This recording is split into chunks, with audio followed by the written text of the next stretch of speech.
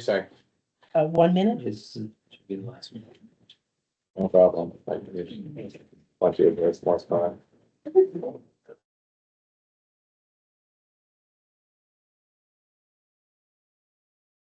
All set. Where's that? You lost one. We lost. Oh, Here. Survived.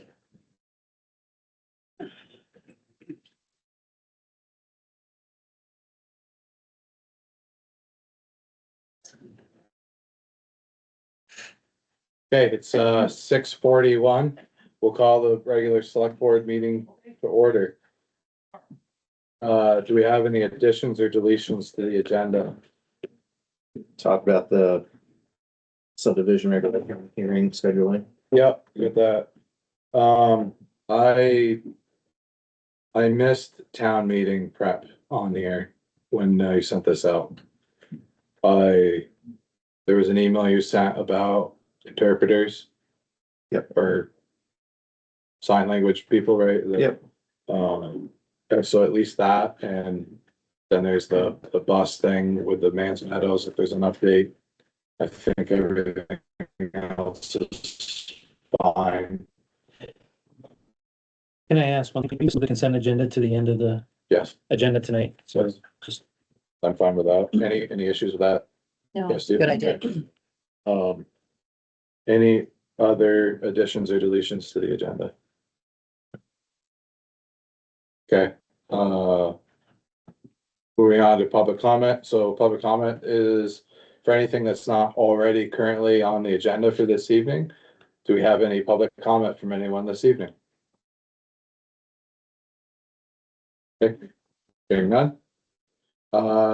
We'll skip the consent agenda for now. So first would be Dave Kavanaugh for fun run. yeah. Come up, feel free to come up to the table if you want. I called it a fun run. I don't know if that's the right. Yeah, I think that fits right. Sure. I have never seen a runner running with a smile on their face. That's why I find that. You don't hang out with enough runners then. No, he's agreeing with me. I'm with you. That's why I'm focusing on volunteer and not running. So, but yeah, in a nutshell, what we'd like to do is to have a 14K run that starts, at our property at 321 Kinsley Road. And heads into Fletcher up Pond Road. There's a map here for y'all to take a look at. And circles back around, on Pond Road to the North Road and then comes back down to Rushford to North Cambridge again. And we want to do this on Sunday, June 14th. And we're targeting about 10 a.m. to 4 p.m. from the time everything will be done and cleaned up. Is the little red, where's the starting point? You want me to walk you, I can walk you through the map really quickly if you don't mind. I don't know. I'm David, by the way. Okay. So the little C is the starting point. Oh, this is the start. Okay. The two yellow dots are the county or the town lines. So that's where it goes from Cambridge to Fletcher. Okay. And then it comes back into Cambridge at the other yellow dot. The red dot at the B is for an aid station. Okay. And then the little blue dots are just wayfindings. So we would have people pointing to make sure that people are Oh, okay. obeying road signs and going the right direction. The other red is another aid station. And then, yeah, just wayfinding until you get back to the sea. Okay, thank you. And that's 14 kilometers, It Yeah. is which is what, in miles? nine, 9-ish. 8 and nine, depending on. about 9. Yeah, about 9 miles. give or take. And so the run itself is a fundraiser, for NOFA. So, we've got a number of local businesses who are gonna support that here in town. And there's a local farm, Boneyard Farm in Fletcher, which is Yep. just up the road. And the proceeds from, the entry fees will go, through them to NOFA to support, what's the correct terminology? The farm share program. I don't know if, are you all familiar with NOFA as an organization? It's the Northeast Organic Farming Association. I work for Share program is a subsidized CSA share program, so a community supported agriculture shares. And our goal is to raise $350 at a minimum to support three families to be able to access CSA shares with Boneyard, who wouldn't otherwise be able to afford the CSA share.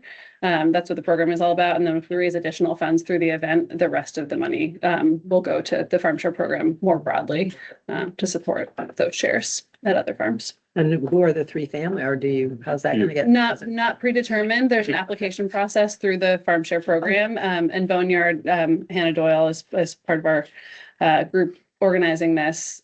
She is a new participant in the farm share program as a farm. So this will be her first time making that program available to people in our community, which is really exciting. So TBD on who exactly those shares will go to, but they'll go through the application process. We anticipate raising a fair amount more than that for other CSA farm shares. Yeah. And there's several other farms. So you right might, here in town. you might divvy it up to like West Farm Farm Between is and West a Farm. participating exactly. farm. knee deep. Yep. Okay. Absolutely. Yeah. Knee Deep unfortunately doesn't do their CSA share program anymore. Oh, I didn't know that. I know, sorry, not meaning to share gossip, but they've just pivoted. They're still alive and thriving, but they've pivoted markets. Here. Local businesses, Hanley's we've talked to Andrew and Riley about supporting one of the aid stations. Lot 6 will be contributing beer to the end. So we'll come back to the Kavanaugh property and have a celebration in the field there. You don't start with that? It's interesting, but we've discovered the run goes better if people. Back to the no runner smiling, right? So noted. And then, and Stella 14 is my winery that we lease the vineyards at Boyden and up at Golden Dog Farm and make wine. Right, So, being you. yeah. So Stella So I might 14K stick and on some Boneyard wine Bash is at North Cambridge Road as they're running up my hill. Oh, yeah, I'm sure you've seen, yeah. We'd love to have you come down. I You will don't have to smile run. for them. Yeah. There you go. You come on down for sure. I'm sure you've seen Hearing my wife welcome. and our dogs many times. Have you guys talked to Fletcher yet? We have. And what did they say? Just curious. It sounded like Hannah spoke to them and they said, that sounds great. Yeah. Was kind of her, pretty much the entire read from their select board. And so I think we've talked about what safety measures are going to be required, what liability is going to be required as well, and have, Yeah, we put all that in place, so it'll be an insured event through Hub, the Essex agency, Shelby King down there. We've worked all of that out. We'll have the appropriate volunteers on staff to guide folks. Parking will be is intended to be on our property exclusively. The weather in June can be a little tricky sometimes, a little bit of low spot, so we'll sort that out and it will be on our property or adjacent property. And like I said, it'll be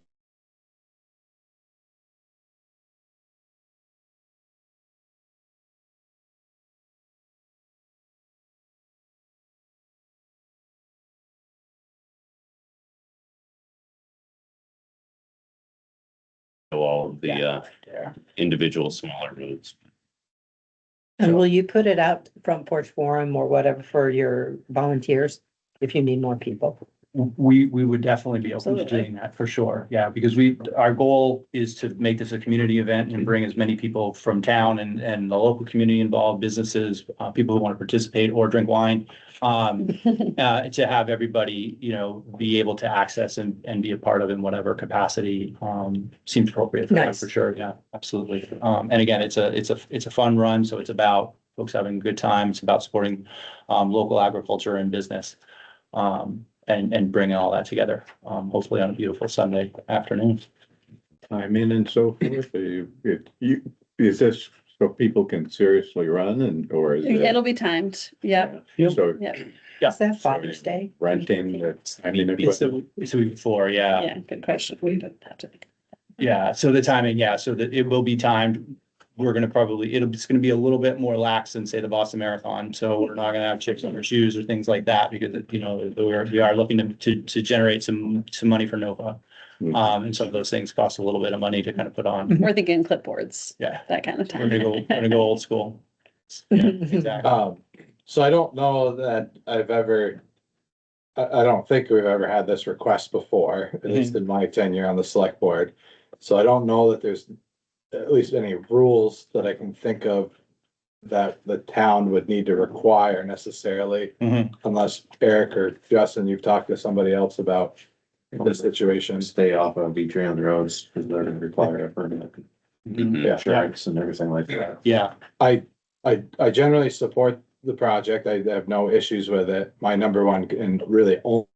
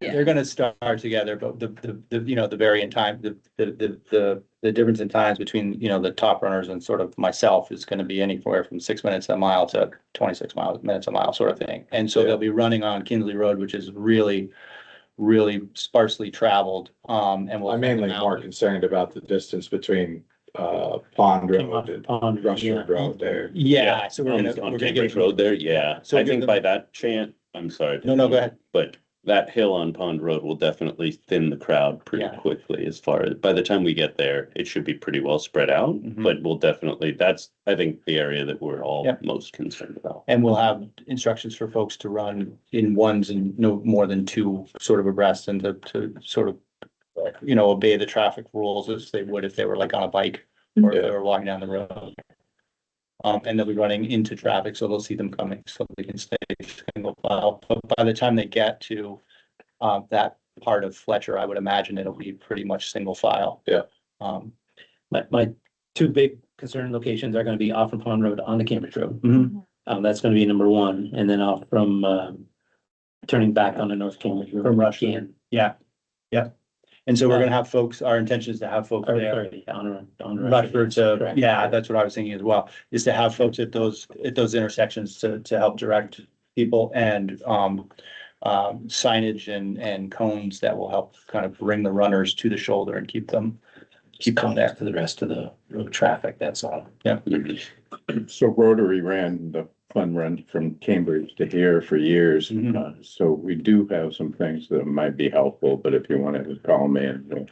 That would be great. Great. We have sandwich board that has hooks on it. Okay, So if you're using bibs, yeah, you are basically in the order that people are coming in, Okay. basically as Oh, a, cool. that's as great. a system, if you will. Yeah, That's great. we'd love When to you're talk doing with you that. about that. Did that go down Pleasant Valley and around that back way? Started in Cambridge at the store at the Cambridge. Started at the. Early days. Oh, before you. We're before It you. did. You're sorry. It's done both. Okay. It's used to start at the school and go that way. Uh-huh. And then in order to deal with transportation and the party at the end, there was no place in Cambridge to do that. So it Mhm. turned around and started in Cambridge and came Yeah, I back to like the school. Yeah. Williamson Road? Mhm. Got it. Okay. Yeah. Yeah. Yeah, We we'd like like that, yeah. But we did have, where you came up on the Upper Valley Road, you had to have, Mhm. and crossing Church Street and so forth. Yeah. Same thing. Yeah, okay. Is there any other concerns from like Justin or Eric as far as highway related thoughts or comments or? The signs. Lots of signs on people. Lots of Mhm. Front Porch Forum, Facebook. Yep. If you guys type something up, you know, we could have Eric put it on the town website as a, just as an FY, or not town website, the town Facebook page, Mhm. just as a, hey, FYI. This isn't a town event, but it's occurring on Yeah. these town roads. Yep. Yep. So just, if you're Okay. traveling in this area, just That would be be great. careful. That would be You great. know that sign, it's like a sandwich board that says foot race in progress or something like that. I don't know. As a driver, that helps me Yeah. to say, oh, start looking, Heads up. Yeah. there's gonna be people. Yeah. Mhm. We Yeah. we will definitely secure that signage, and make sure that it indicates what, you know, I guess that there's a foot race or pedestrians or whatever. Mhm. When you say parking at your place. Yeah. Up on the hill, down below. Yeah, so there's, if Just you, curious it's to- show on these maps, so if you look there, there's a number of kind of open spaces. So this is our driveway here, so if you scroll, kind of, if you bring us up a little bit. So this would be approximately where we would begin. The race would be here, and we would use this field and this field as well as this area here, and then probably this area here, and then we've got a giant neighbor over here Yep. that we would probably talk to. We can also access the upper part of this field should we need to. The only concern I have is, that right there. well, no, we don't have to go that way. We can go around, okay. but the concern, and this is why I said, you know, the weather, you know, Mhm. it gets a little, there's a couple of low spots that would be limited should we get the rains we have the last 3 years. But we're really confident that even with that occurring, we can absorb all that traffic, and we'll encourage folks to carpool. Figure so it's gonna be, it's all. Mhm. Yeah, I would recommend something along this line, like a traffic sign. yeah, that's exactly the special events ahead. Right. That's exactly the sign I'm talking to. I think it's a good idea as well to have something that it indicates what's going on, so people know that it's maybe a little bit Certainly on those higher. Yeah. You know, intersection, Higher, higher yeah, travel yeah, roads. for sure. particularly. So. I'm okay with this. We could make a motion to approve the race if we want to, or, So moved. okay. Is there a second? And again, I think it's just a general understanding that, you know, signage, safety and communication are really the most important. pieces. Absolutely. Yeah. Understood. I might even just throw out a little email reminder, because I would like to make sure that our local emergency services, Absolutely. EMS know Mhm. about it. That's a good idea. Happy to have That's them. really good, yeah. That would Just be be great. aware. Yeah. That would be great. And we will reach out to you about your experience and what items you might Yeah, have that'll be we helpful. did always have an ambulance there, Yeah, trailing the whole group. yeah. We'll have to consider that. Okay, good to know. Might be worth reaching out to John Horner at the rescue chief. Mhm. Touching base with him, Okay. just see what his thoughts are. I don't think we ever needed them, but it was nice. Better to have them and not need them than need them and not have them. That's right. Like for locations, Yeah. maybe Fairfax would even. Yeah. Be willing to put one Yeah. somewhere too, just for something like that. And if you need contact for John over here, just send me an email. That would be great. I appreciate it very much. Absolutely. And I guess that also in that, just the motions, really, it's kind of a general understanding that Fletcher's good with it too. Yes, So sir. you can't really speak to Yeah. their roads, but, Yeah. Sure. Yeah. okay. Well- Anything else? All those in favor of the motion signify by saying aye. Aye. Opposed, abstained? Got it. Well, we'll save a slot for all of you to run. Yeah. Yeah. let Should me we- know. More to come. Sorry. Maybe every aid station. Pretty soon, we were awaiting approval. You better believe usually, it. so- It can't be the step Yeah, we're gonna have 14K without wine at the end. That'd just be silly. Oh, there you go. Okay. Well, it'd be great to have you both there. Absolutely. Not as hot as, hopefully not as hot as July, August. Yeah, thank you so much. Thank you all for your time. Thank you. Thank you, guys. Have a good night. You too. Patty, hey, can you Yep. hear me? Yeah, I can hear you now. We didn't have any public comment, but I'll allow it if you wanna say something. Okay, thank you. I appreciate it. I'm Patty Genadio. I'm a former employee of the Varna Memorial Library. My 7 colleagues and I, 4 staff and 4 volunteers, all resigned from our positions at the Varnum in 2021 due to the toxic actions of the 2021 Library Board. I attended the Select Board's July 20th, 2021 meeting at which the Library Board presented their oral report to the town. This report and the written report were filled with misinformation, disinformation, and baseless allegations. Due to legal action by one of my former colleagues, the town of Cambridge scrubbed the written report from the town's website and then redacted the entire library section at the July 20th, 2021 meeting minutes. I haven't been able to find anything on the town's website to explain why these meeting minutes are redacted and why the library board's written report to the town was scrubbed from the town's website. I know why they were removed, but I'd like the town website to provide information for your constituents on why the select board and the town took these actions. Also, when you search the town website for the select board's 2021 meeting minutes, it says approved redacted version for the July 20th, 2021 meeting minutes. When was this redacted version approved? I'd like the town to restore to the July 20th, 2021 minutes the statement from my colleagues and me that I read at this meeting. Our statement had nothing to do with the library board's reports, which we had not yet heard or read.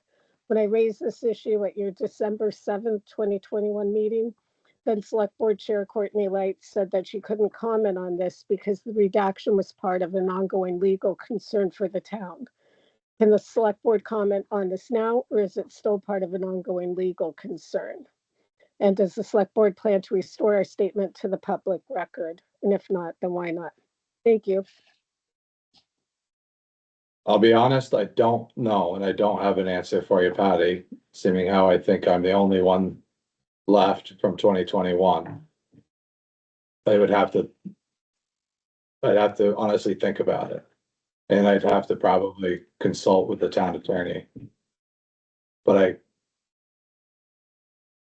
I honestly, I don't know, to be just fair. Thank you. Honest. If you learn anything, I'd appreciate if you could get back to me. Thank you.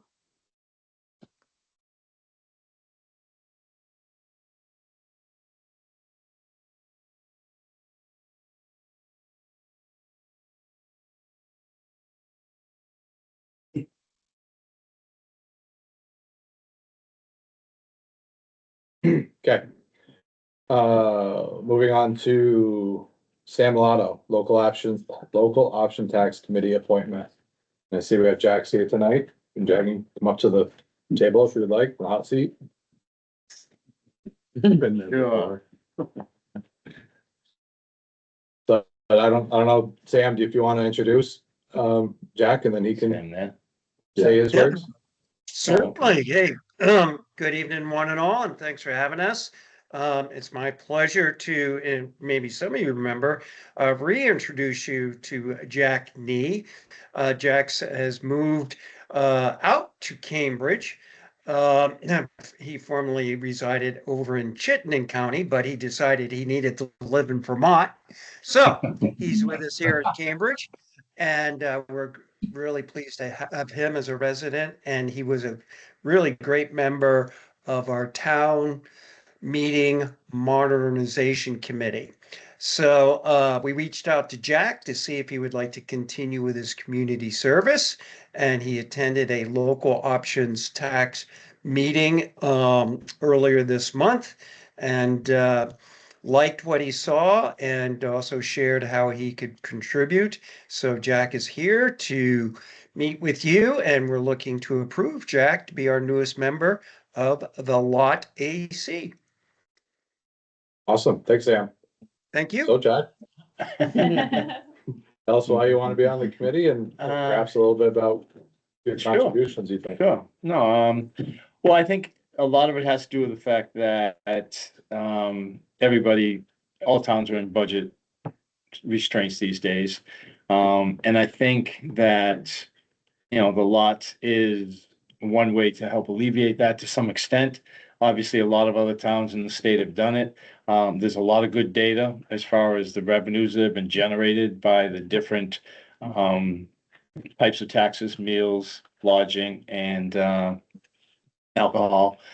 And, based on the discussions we had last week, a lot of that is generated by people coming in from out of town. And so, I think if people in the town understand that this is a way for the number of people that come in to help pay for the services that they use, the roads they drive on, and, the services that the town provides.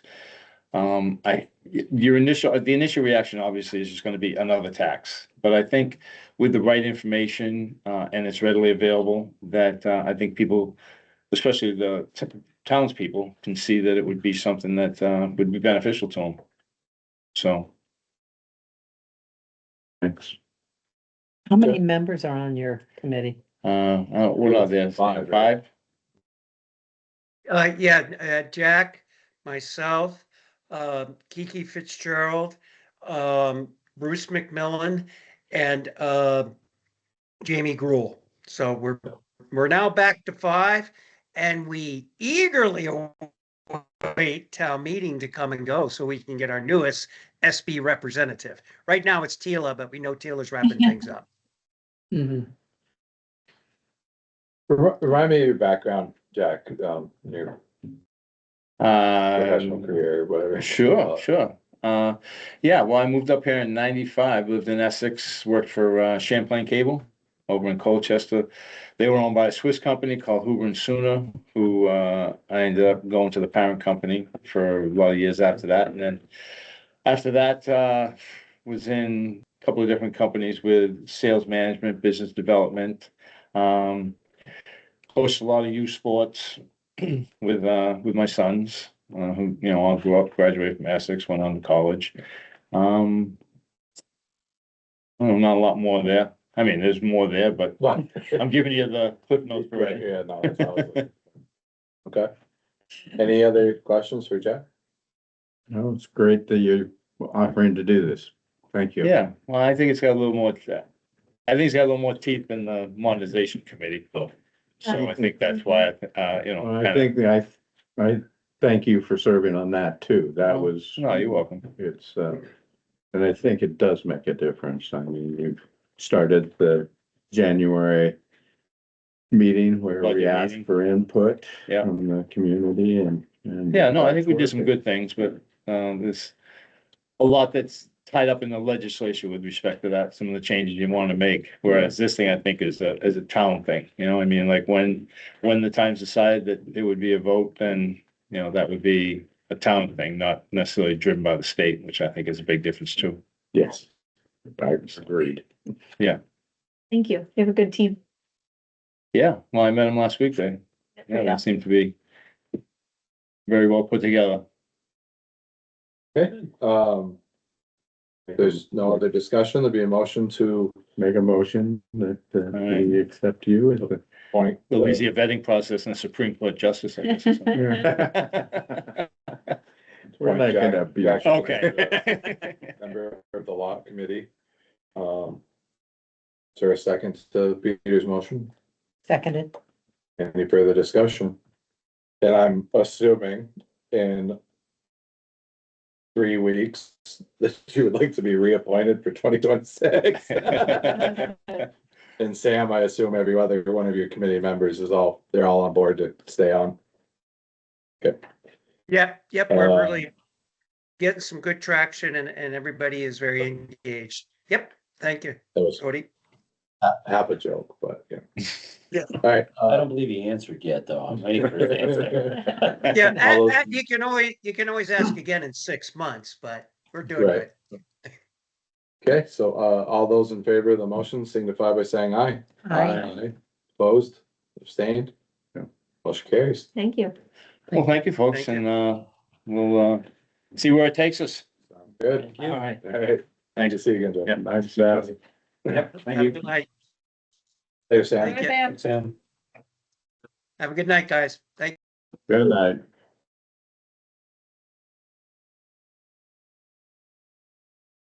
All right, Reg, I think you're the next. Okay. My neighbor Brad is the nearest neighbor to my house, on the north side. my other neighbor, Jeremy, the nearest neighbor on the south side, is actually supporting his child in a middle school basketball game. So I'm glad he's not here, but I wish he was here. Um, I appreciate the opportunity to talk to you. I've talked to Eric about this some in the past, and I'm very happy to be here. I have 3 charts and I've got 5 copies, so I'd like to pass them around so you can share. You probably have to share them, but I do have 5 copies. Don't we have it too? Yeah. I do have, I like the printed. I don't think I've sent it in, so I don't know that you have it, actually. You provided something, you know, Oh, maybe I did. Maybe I did. We're good sharers. similar, but This has been edited a little bit, so. But there's only 3. I'll try to go through them carefully. You certainly can stop me and we'll chat a little bit. First of all, I want to thank the town crew, the road crew, because they are doing a fabulous job. But I do want to talk about Katy Hill Road. I want to talk about the entirety of it, and then I want to talk about a quarter of it, because it's that quarter that I have some concerns about.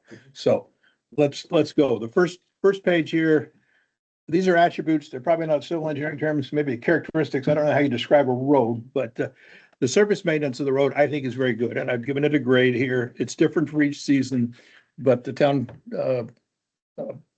maintenance is doing a good job for service maintenance. We got school buses up there all the time. Didn't happen when I was a kid, but if you can bring a school bus up there safely, I know the road's being well maintained, so I like that a lot. The mud depth, it's better than it has been for quite a while. It's perhaps a B minus, I don't know. We have mud, but it's not terrible. What I want to talk about is the elevation of the road versus the adjacent property owners. Now, these first 2, everybody that drives the road experiences the surface condition and the mud depth. Only the people that live adjacent to the road experience this concern that I have, and it covers like 4/10 of a mile. Now, the next page is going to be a table that looks at every single driveway and gives some really good data, I believe. But what I've observed, and just in general, is that this road elevation changes. And it changes in one direction, and it's usually 2 or 3 inches a year it goes up. And that impacts every landowner adjacent to the road in terms of mailboxes, water control, snow removal, a whole lot of stuff. So let's look at this next chart. It's color coded. The most important column is the one in the middle with all the colors, but every drive ID and road that it intersects Katy Hill is identified, and we'll look at each one of them individually. But the first 5, it's in really great shape. The road and the driveway are very close to being even. So I don't have any concerns about any of that. And then starting at 994 all the way to the Snyder Trust property, it used to be the Robert Burns farm.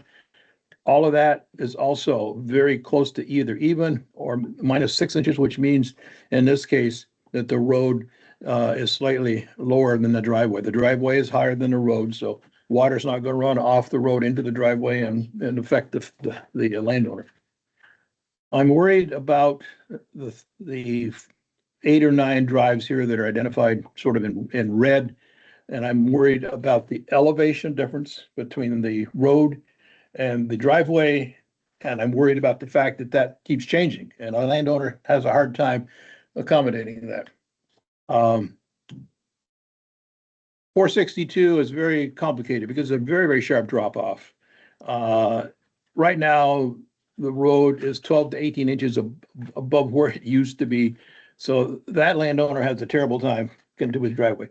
He's got a very creative solution to how he handles his mailbox. He's got his mailbox on stilts on a normal mailbox setting. So every time the road changes, he can change the stilts and doesn't have to pull up the post that supports the mailbox. So that's sort of creative and interesting. But in any way, he's got a challenge there, not all because of the road, it's also because of the drop off. The next one is the house on the corner, which I believe the town perhaps still owns. There's a long flat drive, and so that delta could be fixed without a whole lot of pain. The next 587 is Brad's house. That's really quite new. And it's already, there's a foot discrepancy between the road and the driveway, but that's a fairly new road. The next one, 739, is mine. This, I should stop here and say, most of this data is visual reference from driving a car up the road. There's 3 data points here that are actually surveyed with a transit, and so there's survey data for 739, The orchard there at 829, those deltas are surveyed deltas. I believe they're very accurate. The 66 there, that's my drive. That was a hard one to get a reference point on, so that's the furthest, that one has the most tolerance on it from my point of view. 766, there's a 12-inch difference there. The orchard, when it was planted in the early 80s, was exactly even for the road. And right now, it's 38 inches below the road. The road has been built up and built up and built up over the years, so there's a 38-inch difference there. And what he's talking about, if you don't know what he's talking about with the orchard, it's the apple trees between Reg's house and the next house up on the same side. Yeah. So it's an open field with apple trees. It was But put it in has here a big because the references driveway. were extremely good. What's that? There's no driveway. It's just that that's a very Oh. noticeable place where the road is much higher Oh, okay, That was than it a, used to be that was a level. place where I had a precise reference to what the road Okay. used to be like, thank you. used to be flat. The orchard, so we got to the orchard, 38 inches, that's legitimate, good solid data. 829 is Jeremy Sisley's house, that's the house that my aunt and uncle used to live in for quite a while, but when the garage was built, it was built exactly level with the road. The driveway was put in and the driveway was paved exactly level with the road. So it had extremely fine references there as well. What year? That is the question that I don't know. It was built after 78, but I don't know the year. Sometime after 78, maybe 5 years after 78, something like So that. 30 plus years ago. Oh, yeah. I've lived up there since 78. So this is long-term data. Mhm. It's not instantaneous, but if you change the road elevation 2 to 3 inches a year, 6 years, you got a whole foot. Mhm. You know, it accumulates noticeably. 829 is Jeremy Sisley's house. That's the one I was just talking about. There's a nice reference, that asphalt driveway, 41 inches. So that's real data. And he's going to manage snow, he's going to manage water, manage mailboxes, just like I have to there as well. 860 is even. That's right in the middle of this problematic area that I concerned about a little bit. 871 is 12 inches. The road is 12 inches higher than the drive. In 901, it's between 12 and 24. Another interesting point is this ditch here. There's no guardrails there, but there is an 8-foot deep ditch right beside Katy Hill, which was measured very easily with a tape. You stand on the edge of the road and put a tape down. Oh, it's 8 foot down to that ditch. So that's another indication the road's growing. I don't think the ditch got deeper. I think the road just grows. It's where there's a culvert under the road. So it's going to be deep, but it's 8 feet deep. So any questions about this chart? I just wanted to get the data in front of everybody and have any questions about that data answered. How big the culvert at that point there? That I don't know. It's probably 3 feet, maybe. You know the one I'm talking about? This is just past Before 901. Ruth's house Yeah, here? yeah, well, just past her house, at foot of the hill, foot of the schoolhouse hill. Oh. It's between 2 and 3 feet in diameter, I I believe. don't know exactly. It's not a small culvert, and I believe it's I believe it's steel, you know, zinc covered steel. Okay. Okay, if there's no questions, let's go to the last page. So it's a little bit about the data, a little bit about requests, and a little bit about discussion. And I said this one before, there's 2 drives plus the orchard, that actually surveyed elevations and all the rest of visual estimates. I said that. So I'd like to bring to the board 2 requests for consideration, and I know there's several other follow-on things that you may decide to do, but my first request would be to lower the Katy Hill Road by 18 to 24 inches in this quarter of the road, which is between Drive 462 and 901. Physically lower it. It's not going to go back to where it was, but it's going to improve what homeowners have to deal with every day. Okay. The number 2 request would be, after that adjustment, is to request no further elevation changes. Do our best to fix it so it's not growing 2-3 inches every year. Now, these 2 requests require road work, serious road work, for about just over 0.4 of a mile. They'll help the transition on 8 drives and require some work on Drive 860. Now, I would be very happy to have an on-site tour that Brad can lead sometime after spring, so you can actually see it. I mean, this is all words and numbers, but I would be very happy to have a tour that I could, go to every one of these drives and talk about it. So that's one thing, and it's not on the charts, but I can talk about that, I'd like to propose that. It's a really serious request. I've watched it grow every year. I've stopped and talked to the grader who worked in Vietnam, and I know him from that, not from that, but I've talked to him from that a little bit, so I can lead the tour. And I can do whatever else you'd like to help get this to a point where something can be considered and done. I think the biggest concern really, and I'm not, super impacted by this at all. I have this little low spot now between the road. And I'm sorry, which one is yours? I'm at 587. You got about- I'm about a foot. About a foot, yeah. The newer road. I have a new drive. I've been there 4 years. Yeah. And I already have now a dip. And I also have to say that the road is awesome. It's just too high. So, Yeah, road advantage is good. yeah, and it's steadily improved in the 4 years I've been there. Because the first spring was horrible. You only been there 4 years, you've seen nothing. Oh, I know. But I lived in Underhill on Upper English Settlement Road, and it Okay. was about the same. So we had the hill and everything. So, but it's the spring water, it's the rains, it's that water erosion that is impacting people probably the worst. And then it's the ice and trying to get out of your driveway in the winter. But, I saw Reg's disaster, this year with every time it rained hard, half of his driveway is down in his garage. And Jeremy's he's basically the same thing. It's a mudslide because they're so low now and everything just travels right to the house, right to the garage. Where it didn't in years past. It's just getting worse and worse and worse. And as climate changes, we have more heavy rain events. And, this keeps becoming these personal disasters that we have on that road, in the big scheme of things, it's not these huge problems, but it's a problem on a lot of micro levels.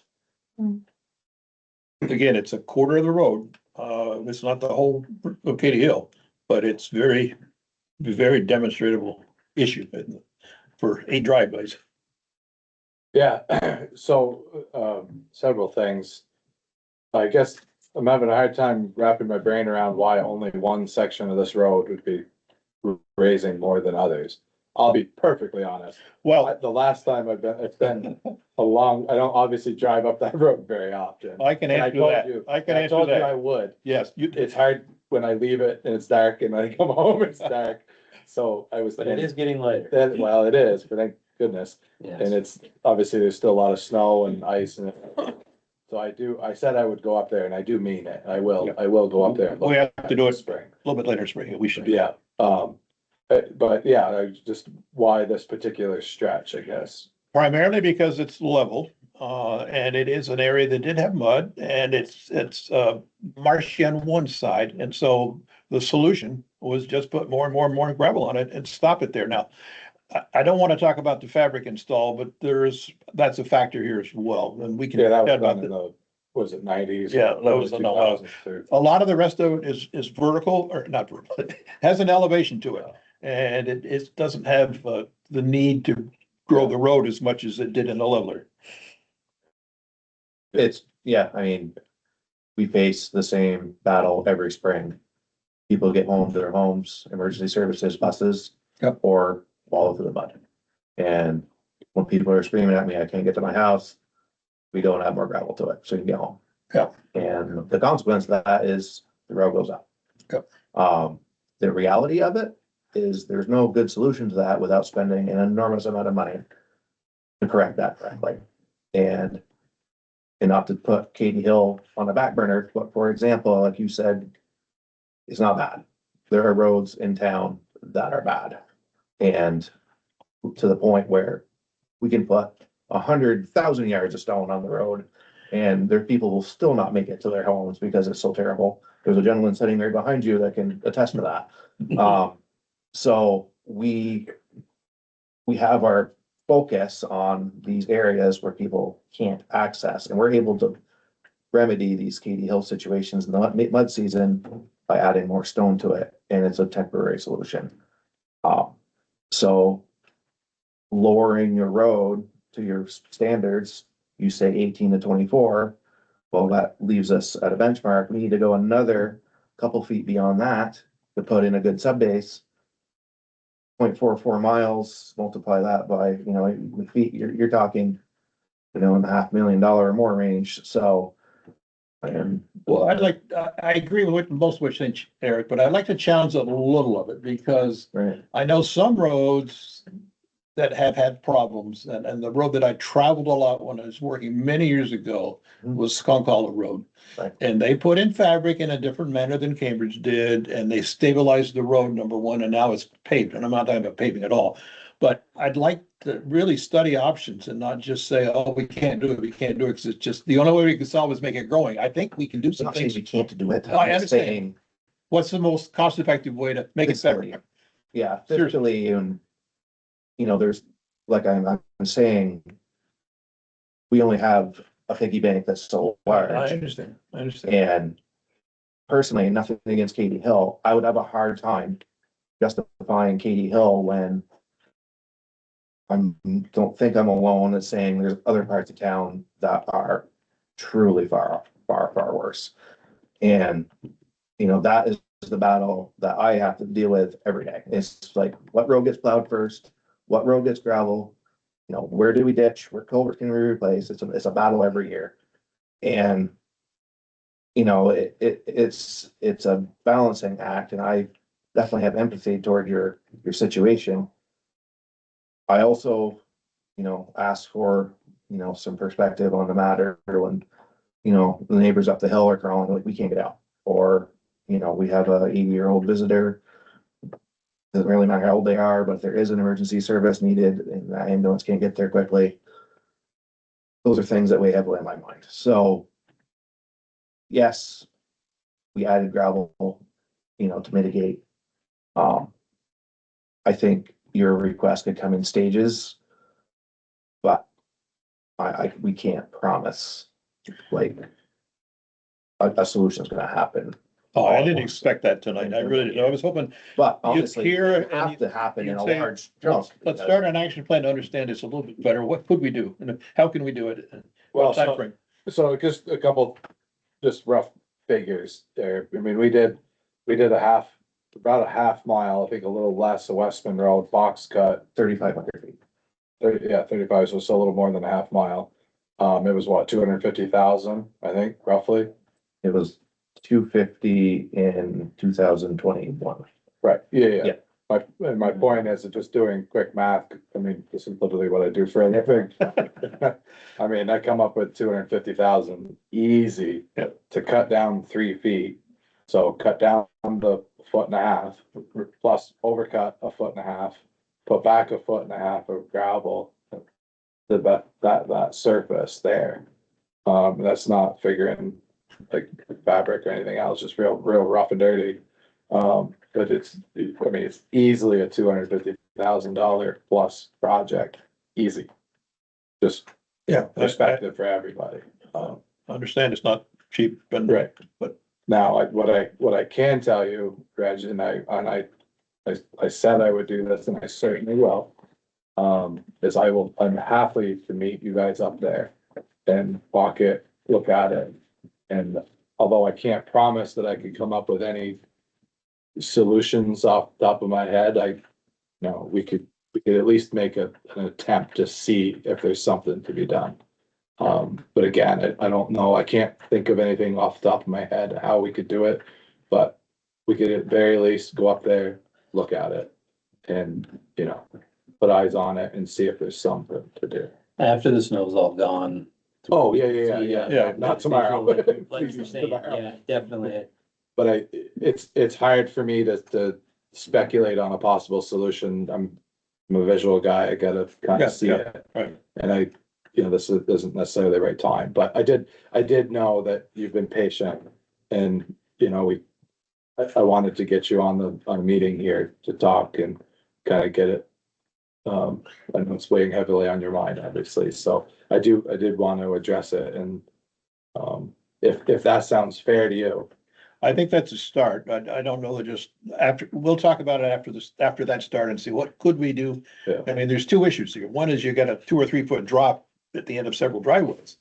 And the other one, it gets worse every year. So there's two things that really Yeah. need to be thought through carefully. And I understand there's a lot of money involved, but making it worse every year, that doesn't help. Yeah, and to Eric's point, right, like, there's people on the end of the road. Yep. That don't have that issue, that are gonna argue every time, yes, please put the stone in the mud so I can get to my house. And I know that's not what you wanna hear to that. I don't know what the lifespan of a fabric road is, but I suspect that this road may be getting close to the lifespan of that fabric, at least in this segment. And you're gonna have to do it anyway, or Yeah, at least some part of it. of course, when we box cut Westman Road a few years ago, I mean, we clearly dug through the fabric that was put in there. Yeah. I wish I had I mean, I wasn't obviously on the select board 25, 30 years ago when they, or however long it was ago that they made that decision. I would have argued against it heavily now. I'd say 5 years ago, the fabric was actually coming up through the road. And Yeah. since those 5 years, we probably added another 10 or 12 or more inches of gravel on it, just sort of hide it, but that means Yeah, that the fabric's not working. Unfortunately, that's not anybody's fault. That particular situation is the frost Yep, and the yep. poor subsoil we Well, have. that was- 95% of the town of Cambridge. So that's the question. What's the life of the fabric? Well, it's not the fabric. The fabric really is just kind of separating Yeah. the gravel.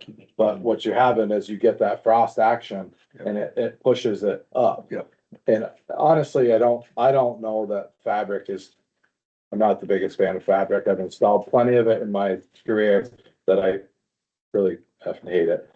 But really the true issue is the water and the frost. Yeah. And so what we did put fabric in Western Road, right? I think.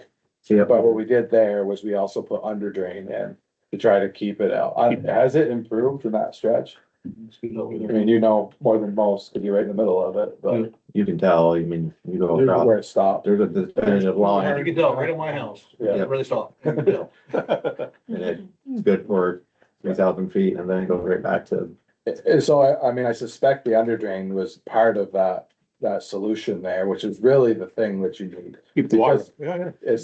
it's the frost and it's nothing to do with the fabric. I mean, the more fines that are in the material, the gravel that's used, that's like frost's best friend. And that's detrimental to the road, right? And obviously, again, it's no fault to anybody, but the road sand that we're putting on is feeding those fines into that gravel. And so, yes, over time, it's going to just make it more frost susceptible over time. But that's how we treat our roads in the winter too. So it's like, Yeah. yeah. Thank you for your time. I Yeah, look forward to the next conversation. I put 7,000 yards of sand on every year, so that, you know, that adds to the elevations too, I mean.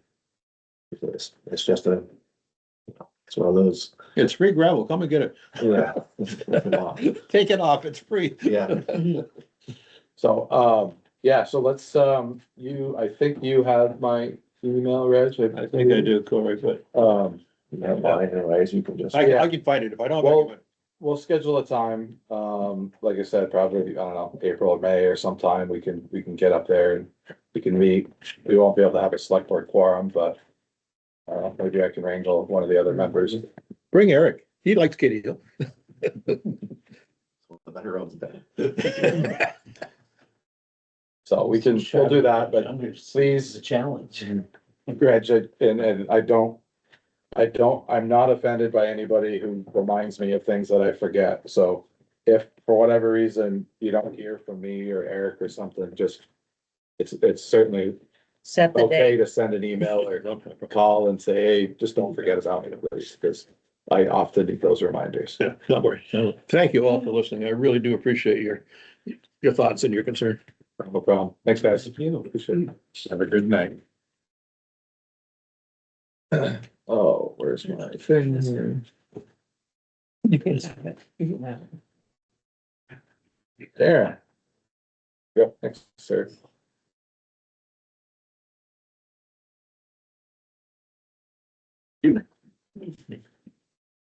Oh, I'm not here to ask for money.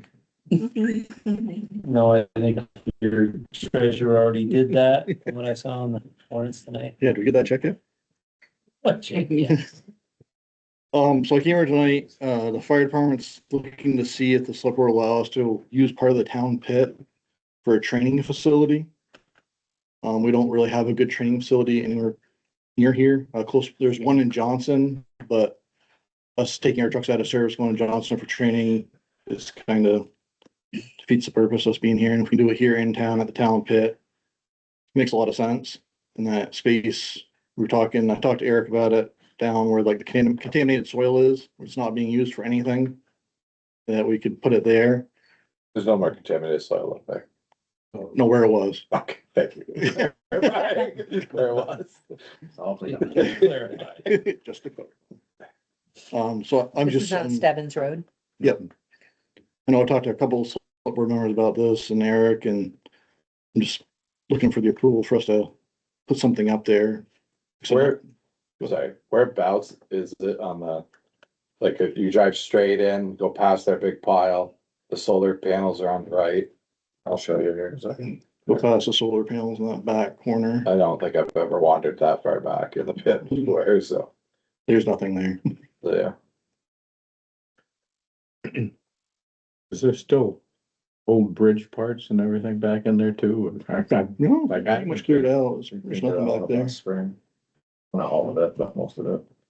Slowly cleaning it up.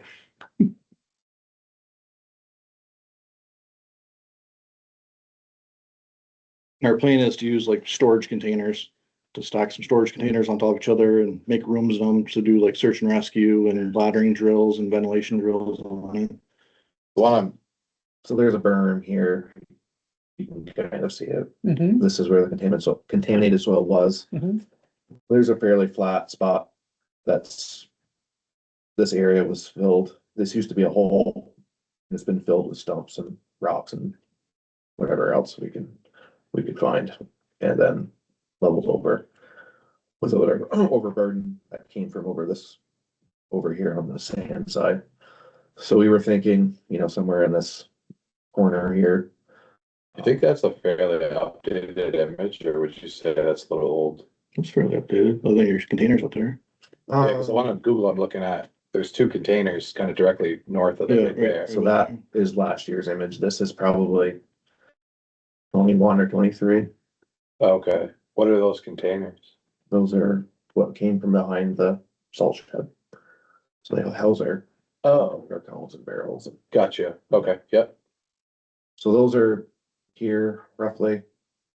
So we're proposing, this corner is kind of out of sight, out of mind for all the neighbors. That's why we were thinking way over here. Where was the hole filled? Oh, right. Back in there. Yep, well, actually this whole area, but mostly in this corner. But you're not building anything that when those stumps disintegrate, they're not gonna fall in a hole or something like that. No, Mostly boulders, but yeah, What's that? it's mostly boulders. yeah. We discussed maybe possibly putting a concrete pad underneath it. So we'd have like a 20 by 50 concrete pad that the container sat on. So I'm just hoping it doesn't move anything at all. I don't think it will. Yeah. And you're actually gonna burn things. So the thought process right now is this building we're gonna build, we're not going to burn in. Okay. We'll put smoke in it Yeah. and some heat, but we won't burn in it. We may down the road add another container that's separate all on its own to burn in. There's a lot of standards you have to go through if you want to burn in a building that's multiple stories and stuff like that. So we're leaning more towards not burning it. The only reason I'm asking is that does look like solar, Yeah, It'll be a ways away from that. but the fine dust on those is probably gonna affect the ability of those things to, that's all, but you're not What gonna, does, I think you get enough wind up there, don't you? Can say hard dust. it won't settle there. Far exceeds anything they're gonna make. what does Oh, make okay. the smoke or stuff like that? What is it? So you can do a couple different things. You can either burn hay or palace or something like that. Smoke's terrible, yeah. Yeah, or we have these, you can buy smoke sticks. If you let them look like dynamite, throw them in there and they'll smoke up a whole room like white smoke. Oh, okay. Our thought process was building basically an outside stove that's piped into the building and lighting like hay on fire in that. So it smokes up the building. So it's real actual smoke that we come in contact with. So it's real life. Any concerns, Eric or Justin, as far as that space or? That space, in my opinion, you know, Justin and I talked about it too. I mean, it's out of our way. There's a decent road, although it's grass now, but there's decent gravel road that led out to this contaminated soil. What was a contaminated soil pile. Some SketchUps that we made up of what it may look like at the end. This is definitely not gonna be, next year it's gonna be completed. It's gonna be a phased process. So it's gonna be over time that it'll be completed. These are rough caliber lines. I didn't realize there was. Like the first year, we just buy like 2 containers, put them up there. Use that for training for a couple of years and save up enough money in our fundraising to purchase a couple more.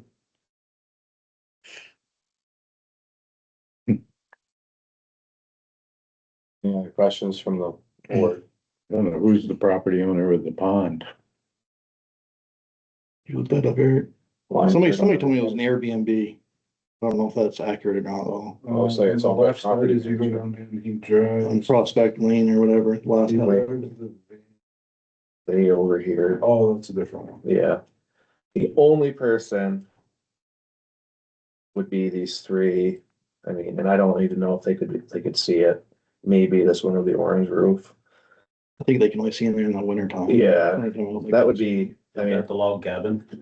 that's well off the road. You can't see it. I don't know if it'll been down there. I've never been that far down, but I think that's the people that used to own the management thing that used to manage Man's Meadow. oh, really? Yeah, it's Alliance Property Management. Alliance property.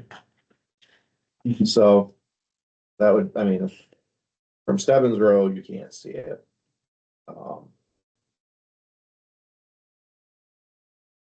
It's not gonna be used all the time. I mean, we're hoping to use a majority of our Thursday nights that we train, just because it'll be there and we can use it. It's a good spot to be up there out of the way training, but. Looks nice. And will somebody move in when you're not using it? Yeah. Airbnb that. I think it's a good use of the space, an unused area. Honestly. So when you called me the other day to pitch the idea, you mentioned something about some type of agreement or something. I was kind of thinking about it. I don't know that, I don't know that I would be that concerned about it. I do, well, now that I see something like that, I can understand why the fire department might be concerned about if they're gonna invest into something like that. I mean, I know in the past, it's been rumored that town may sell the pit. That's my only concern with it, is if we have some sort of agreement, we still retain access to that section. Yeah, And it's just the access, I mean, in that small section where it is. right, and I mean, I realize that select boards change and things change a lot in towns over Right. time, I have no wish to sell that property yet, and it's. Right, but then somebody else very could come handy. in and they want to, and then if we set an agreement in place, I mean, it's nothing to the town or us, it's just something to document Yeah. that it's there. I mean, I guess I don't necessarily have any issue with it, having one or not. I mean, the idea, if the town did try to sell that property, you know, we could always carve out an easement or something. Well, at least would go with the property, right? I believe, if you sell it. Well, yeah, it would, but then if yeah. Somebody else would have to subdivide it or do something with it and then. Or retain our access to the lease. Right, yeah, or whatever, I don't know what they would use the property for, Yeah. but if that's all stumps and boulders and stuff over there, it's really of no value to build on, really. I personally seen it was buried for years. You'd have a hard time putting a house there, but, you know, Was that where they extracted the gravel for the? way back when, and then this last, crush they reclaimed all this to expose, and this was all boulders and rocks and trees all through here to prep for these solar panels. They moved around a lot of stuff to fill that hole in and make it, you know, flat again. But we're always gonna need a spot to haul sand and gravel at some point too, and just culverts and everything else we have. But, you know, we could meet in the spring, walk the whole property and walk along Stebbins Road and then find the best place for it. That's out of sight, out of mind, and still accessible for you guys all on Thursdays. How often do you think you would be doing a training? And how loud do you think? Will there be sirens? Will there be? No sirens. The loudest thing, if we did something up there, would be obviously the trucks running, Okay, if we're using the trucks. Yeah. And the only other thing would be if we're using any of our saws, like chainsaws to cut holes in the roof okay. or things like that. What about But it'd like just be like yelling chainsaw running. and? But this wouldn't be at 10 o'clock at night, this would be at, Right, and we start trainings usually from 7 to 9 at night on Thursday nights. And we only usually train 2 to 3 nights, go out and train 2 and 3 nights a month. Okay, So- only reason I'm wondering is if those landowners, those adjacent landowners come to us and say, we have a noise problem. We never expected, they've been used to pretty quiet atmosphere, Oh, absolutely. right? And if that changes for them, And I have no problem going and talking to the neighbors before this okay, goes through either, just touching base. I know that the neighbors here in the village right across from the firehouse or near the firehouse are pretty aware of this by now. But I don't know that I've ever heard a complaint or call to anyone over all the years. One night a month is a maintenance night, and that means getting out the chainsaws and the saws that we have and starting them and running them Mhm. outside the station right here in the village and, Up till 9 o'clock at night. yeah.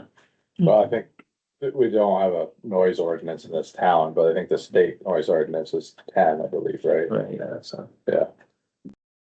oh, I just think if you're used to something and it shifts, you get a little upset, whether it's legitimate or not. You know what I mean? Like, Yeah, and I think, it would probably go a long ways to like, certainly the first time, a few times you do it or whatever to, you know, I don't know, send out a mailer or knock on the doors and let them know. Right, like I said, I don't have any problem going to talk to them, and if Awesome. they want to be notified when we are gonna be making noise up there, I can make that happen. What, how was this developed here, Karen? This form here? I just made it up. Oh, okay, well, that's, It's not gone through any lawyers or anything like that. no, but I'm probably just gonna send it to them. No, absolutely. Oh, you wrote something up? So cut it off. It's was it 20 year, I think I put on. That's what I saw in there, yeah. So if we don't make a motion tonight, we're gonna, What's that? I'll make sure I collect my $20 up front. Absolutely. I was planning on it. Because I'd forget $1 every year. so we're not making a motion tonight, you're gonna take this to the light here. Well, I guess probably, I'll like just ask him what he's expecting, but I'm guessing what he's asking for is whether the select board is in general, in agreement that this could be allowed. I guess. Well, I guess if you guys would approve it tonight, and then if your lawyer looks that over and agrees with it, and you guys agree with it, sign that after the fact. Yeah, I mean, Eric, Justin, any issues on your guys' thoughts? No, I mean, there's no impact to us as long as he doesn't want us playing it right in the middle of where we stopped all our sand or gravel, which it doesn't, so. There's a lot of flexibility, to where we could put it. So, you know, if, it's something I have to definitely go up there I and mean, look I at. think the best thing to do is just hop on our trucks one day and go up there and walk around and then. And try to pick the least impact for noise and visualization. Right, Would you think you would use it at all in the winter time? possibly. Honestly, it'd probably be the good thing to go up there now while there's no leaves on the trees to. Like, just kind of visually look out there and see what you can see. Yeah. Kind of looks like there's a lot of softwood trees around that house. Yeah, these much all pine in there, or not pine, yeah, softwood. But, I did drive up there this fall, but all the leaves hadn't fallen down Right. yet, so it wasn't completely bare. This spring, when there's some snow melts or something, we'll go out there. Yeah, where everything comes by. There's, I mean, it doesn't need to be here. We're thinking about that being the furthest out of the way. I mean, it could be literally anywhere. And was there an acreage in there too that I put? Yep, you did 2.5. So 2.5, I just Google mapped it from the back of the solar panels back. That's about 2.5 acres. We can adjust, you can adjust that whatever you want. I just threw a number in there to have it there. What, like, do you have any sense of like roughly how big of a structure you're looking? You said something like it's Well, that- 25. Diagram I showed you is 2 containers wide and 4 high, so it's only 20 by, like 16 by 40 is the footprint of the actual building. But the pad you said was 20 by 50. Right, to give you a little bit of access around the edges. If we do a pad, we're still very much in the beginning stages of this. This has been talked about for several years, I believe, Danny, correct? Just talked about. It has my been. time. I think it would have been absolutely phenomenal back when I could do this. Yeah, we're not putting you in that. If you want my support, I better get my 40-year pin. Just, you know, It's on back order, okay? there's so many of us with 40 years out there. Come on. Any thoughts, concerns, questions? I think it's Rest of the board? Great, if it's needed. No problem. I just am worried about those landowners and if you or whoever, are you the chief? Yep. Sorry, that was rude. Take a responsibility in the lease agreement that adjacent landowners will be notified. I think it's great. It's probably a fair point. We could always add something to that effect, I guess. if you Yeah. wanted to. Yeah, no, I was absolutely planning on doing that regardless. I think makes good neighbors.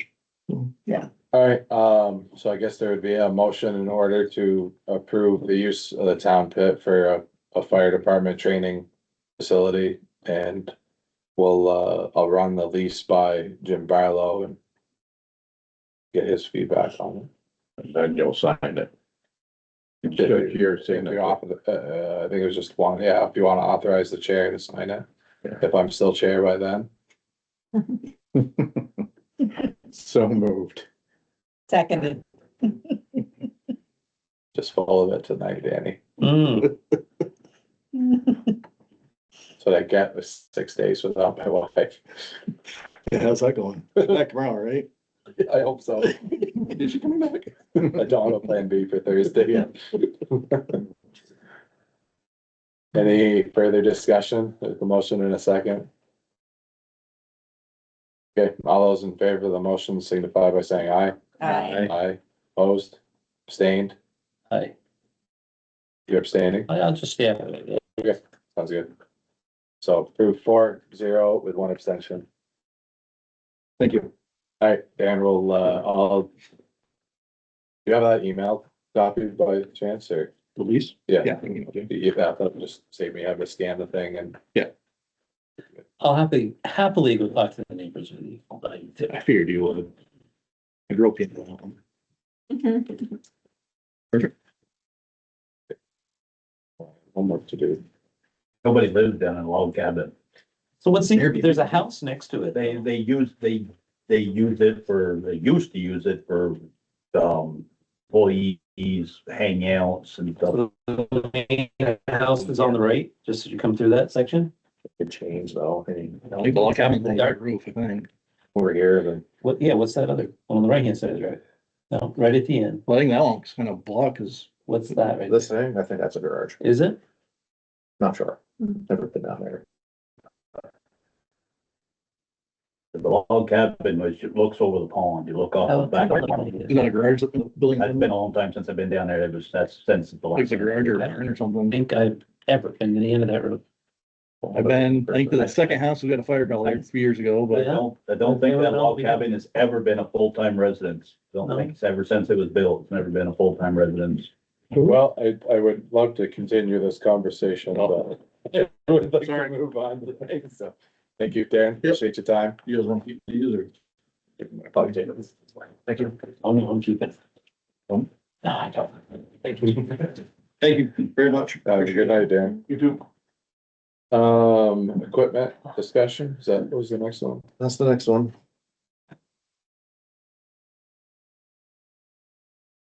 So working on our capital plan, Justin and I have been looking at options for the excavator. We made the move to purchase that tag trailer back last fall. So we have that coming and we're set up to now do a track excavator as opposed to the wheeled excavator we have now. As those of you who don't know, the wheeled excavators are maintenance nightmare, and they're incredibly expensive to own and maintain. So we have been working on quotes to get a track excavator of the 14-ton range, which is 35,000 pounds or so. In the packet, based on our capital plan discussions in last fall with the loader, we did a leasing option, knowing that we just would be make purchases in the future a lot easier if we went with a low interest lease like we did for the tractor, for instance. Reached out to the normal vendors, heard back from some, heard back from Volvo. I will put that on the record. Every price was right around the $200,000 range with the trade-in value. So we're trying to open up discussion on how we want to move forward and where we go from there. Can you explain that I'm not seeing the difference between the two options here? So one has a Rate factor, I guess. 0. Oh, Oh, that's a big one. did everybody see this or want to see it? Or you got it? It's in the packet. You can't just state bank. Yeah. So the two options that Eric asked me to look into, so option one. 7-year term. You see the interest rate in the center, actually doesn't matter, the interest rate doesn't change. So the first payment would be due at closing of that 33,331. And subsequently for the following 6 years after that as well. Option two, we did just like we had discussed on the loader, we put a residual value of 25,000 at the end, which doesn't, I don't know that it makes a whole lot of difference in this scenario. And you can see that the annual payment is slightly higher because instead of the last payment being 33, it's not gonna be 25. So that's where that number comes from. So essentially, there's no large difference unless we increase that. Unless you They all- increase that balloon payment at the end, residual value that you wanna ask for to hold on it. And just so I'm understanding, at the end of the 7 years, You own it, we own it, we own it. we own it. Either own it for 25 to 33, right? Correct. Sorry, say that again. The payoff. He just was saying, Oh, so either one. the seventh of them, we payment- pick either option, Yeah. it's still ours at 7 years. So how much well, you did the Iron Gate Road last year. What was he charging you per hour? 140, I believe. And I take it you want this machine because of the flexibility? Yeah, so that one job was $19,000 in excavation fees. And fortunately, it was paid for by a grant, but yeah, that didn't include any culverts that we changed or any other ditching or emergencies or whatever the case may be. So that was $19,000. Sorry. $200,000 over 6, 7 years. Are you gonna? Well, that's how- I guess I'm just asking. There's a lot of excavators running around out here. Yeah. Um, So it would be a 15 or 20-year capital plan. We'd pay for it over 7 years, but we keep it for 20 like we did the one we have. What is the age of that wheeled one? So 2008. So it's 18 years. 18, yeah. And, I mean, it's not, it's rarely, correct me if I'm wrong, it's rarely in the salt. So it's not like the loader that's literally scooping salt. It's not like the trucks that are hauling salt. Yeah, it's not a rust issue at all. Right, it's the, hydraulic hoses. how many out, do you know how many hours are on that machine? Yeah, 9,000. yeah, I mean, that's. I mean, really nothing for an excavator, It hasn't run a whole lot the last few years because it's been sitting waiting for that service to touch it, but. I mean, generally speaking, excavators can go well into the teens and but with, hours. I don't even want to tell you what some numbers of hours are on ECI equipment in their yard right now. Yeah, there's It's plenty. scary, Mhm. but that's a, well, love it. Whole other topic, but yeah, But- so. I don't think 10,000 is, I guess what I mean is that machine should have no issue lasting 20 years, really. The issue I've always had with the wheeled excavator is it is extremely easy to get in that thing and drive it from one end of the town to the other. Yeah. Not put it, I mean, I would not drive that thing on a low bed, it's scare the crap out of me because it's so high off the ground, but tippy and bouncy. I hate the things personally. ECI's got a ton of them. Tetros had none of them. And but there's some operators that love running the things. They learn on them and There's certain things there are uses for them. really good at for it. And we will miss it. But the things we're gonna miss are far fewer than the things we're gonna not miss. What did you ask for track? Is it just regular steel tracks or are they those pads? Steel track. Yeah. So I didn't know, I mean, that is the one disadvantage, using on a paved road isn't great. However, you're just paddling up and down straight, you're not turning, jarring on it, it's really not a big deal, and honestly, the worst time would be like dead hot summer, Just where the pavement's, soft, malleable. Any other time, it's really not a big deal, it really is not gonna, and it's our road too, like. If we mess it up, it's not like a contractor dumping off their skidder with their full log chains on or something. Yeah, we can be fairly cautious. Yeah, it's the wear and tear, my hope is it will certainly last at least 20, if not longer. The tires, surprising, but just turning. We'll wear a set of tires off in a few years. Well, the transmissions has been the biggest And then the problem. transmission. Yeah, that's every 3 or 4 year. We get into a windstorm situation and the quickest thing is to hammer it up the road. We do that. Again, like I was telling Reg, Wilcox, we do it to get the roads open and get things done and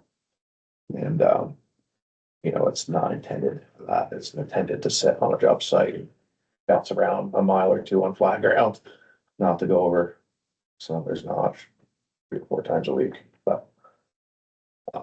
Ooh, just more curiosity, who is kind of like the operator for that machine? Steve. Steve is the main one. Right now. Okay. Justin's I usually. by far the second, probably. Excavator's way more expensive than a tractor excavator too. They're about double. Yeah, double the price. That and we found, I didn't realize this, but Caterpillar's wheeled excavators are all made in Germany or Austria, Germany. so.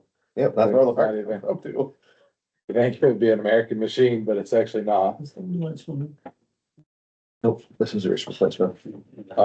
So do you intend to, basically not hire out that kind of work? I mean, all your ditching in town, will be done by that? We hired that out because of we had all those grants and FEMA projects and floods and everything that summer, and we had a deadline. And we were down to 3 people. So we hired that out. We typically sub stuff out that we can't, either our machines, another disadvantage of the wheel excavators, you can't go off-road. So we can only dig so deep. And if we don't have the reach or the depth or the machine to pick up the pieces, then we sub it out. Yeah, this same discussion was had when they bought that. I can remember that there was a big argument about the wheel versus the track. Because it was so much more expensive than versus hooking up the trailer to a dump truck, moving your track machine down the road. Doesn't have to be as big either, because the wheeled machine has to be so much bigger and heavier because of the counterbalance being up in the air on the wheels. And you can't go off the road, because we did have a guy do it once, and it looks pretty funny when the wheels are complete, the mud's all the way up to the doors and the wheels are completely out of sight. Yeah, it's not meant for anything but gravel. So typically speaking, I mean, this year we have one large culvert that I don't even, with a new machine, I'm not sure we'd be able to go. I mean, start moving a massive amount of material, it just doesn't make sense to have a 14-ton machine dig in the road for 3 days when HO can come over with their machine that's twice or 2.5 times the size and do it in a day, and we can go do projects that are intended for that machine. And which one were you thinking? This is based on the Cabelco quote. We got Cabelco, Volvo. Cat. Yeah, ECI started using some stuff from Fink. I'd never even heard of them before until I saw them at like the fair or something. I don't remember, but We have been using their rental service and, well, for the past 2 years. And I will say, even being a small municipality, that their service has been really, really good. They're there, when we need them. Our availability is never gonna be what Cat's is. I don't think anybody will ever have that. what was the rough cost difference between that and the 314? Or whatever number you priced? Still waiting for the hard quote, but roughly 30,000. Your payment? Yeah. Yeah, I mean, Ron Rush runs pretty much all Cabelco. Yeah, we rented one last year to fill in the gaps from the other one. I mean, it's smooth, it's nice, it's not the fanciest machine out there, it's definitely pretty basic. But, that comes with a wrist, cleanup bucket, digging bucket. case drain plumbed for a progressive link. Plumbed and case drain for a brush mower, if we wanna go that route, or hammer. But no thumb. And tilted and ditching bucket. Oh, okay. And does it have a blade for that size machine? Yeah, 22-inch pads, so it's under width. It'll be 8'6" machine, not an over width machine. Okay.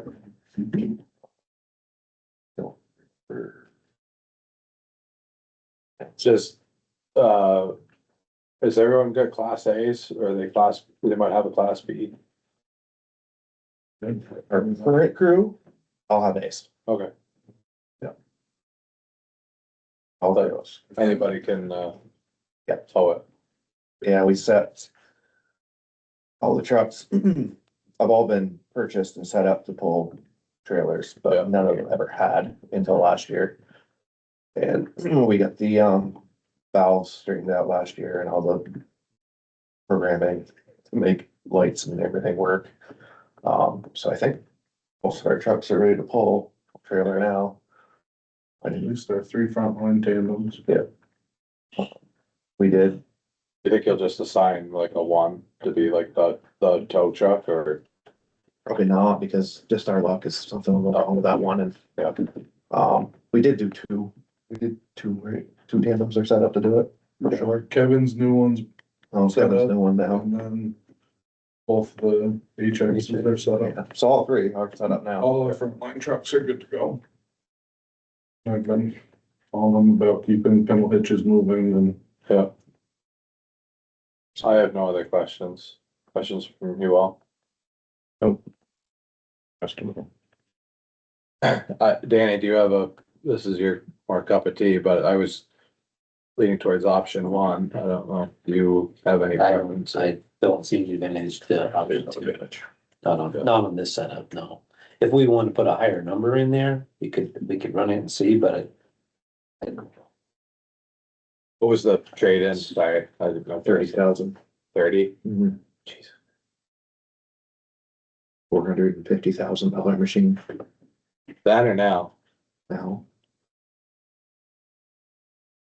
Just curious, did you go onto like Machinery Trader and see what you could find? Yeah, I'm sure it's all over the map because it's usually what I find, but it is, but it's not the lowest by far, so. We did get one offer for 50 on a more expensive machine, but it still made the net price of the machine. yeah, okay. And the 50 had a caveat where it had to go back to their shop and be tested and. Yeah. And Subject to subject to, Their mechanic. mechanic approval. That's what we did, but we bought a $900,000 crane. that's what those sales guys will do. But is there any advantage of keeping it? The one we have, No. we've tried. No. Yeah, okay, We've, It needs to go.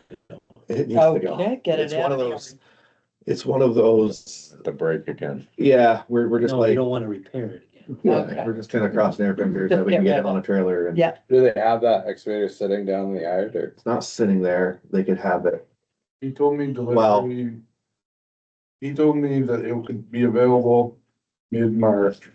And if it's not there, he will give me a machine to supplement it until the machine gets there. they have one there, it's just not the one we're gonna purchase. Gotcha. Angie, there's no more holes in the pit that need filling. That's what they got it for? No, put the machine in. Oh, What's that? No. Should have built it. I don't have well, actually, I do have it on here. In 24, we spent almost 18 grand on maintenance on that. Well, I spent that last year too. We spent that last year too. I thought it was more than that, actually. Was it more? I thought it was slightly more. And I can tell you that we're not using it. Okay, It's just. fair enough, fair, fine. Okay. Years. And Fane knows that. You were like, Yeah, it was almost 19,000 this year. Yeah. Anything else? Anybody? Okay, so I guess a motion would be in order to. Let's see, who has to sign this thing? I guess we could authorize anyone to sign it. authorize Danny. Huh? Authorize Danny. I'll authorize Dan things here, or not, I won't. We will motion to authorize Dan things here to sign the Kansas State Bank proposal for option one for the excavator from what's the name of Fink, RW Fink or something. Very good technical. Fink, LLC. Fink, FINKE. For the Cabelco excavator. Seconded. Well, nobody made the motion. Oh, I thought you were making. I don't make motions. The chair can't do that. Somebody say so moved. So moved. Seconded. There. Any further discussion? Can I vote since you're having me do this? Absolutely, you're voting for yourself. All those in favor of the motion signify by saying aye. Aye. Aye. Opposed, abstained. There you go. Okay. Oh, as a result of the federal funding we got last year for the Hogback Road culvert and all the FEMA, we exceeded the $1 million in federal funds.